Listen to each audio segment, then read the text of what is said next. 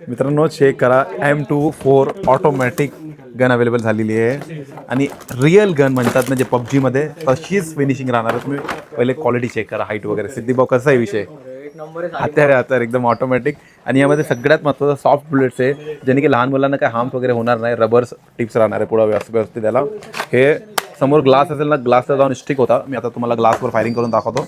आणि त्याचा बॉक्स वगैरे, एक्स्ट्रा बुलेट, चार्जिंग केबल सगळं काही भेटतं तुम्हाला.